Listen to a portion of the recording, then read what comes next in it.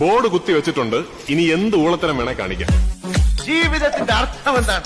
Life is nothing but A celebration of events. നമുക്ക് കിട്ടിയ ഈ ജീവിതം പരിപൂർണമായി ആഘോഷിക്കും. വെള്ളം വന്ന സ്ഥിതിക്ക് നമുക്ക് വള്ളംകളി തുടങ്ങിയാലോ? ചേട്ടൻ എങ്ങനെ കളിക്കൂ? ഇല്ല, കമത്തും. നമുക്ക് ഒരു വീറ കാച്ചിയാലോ?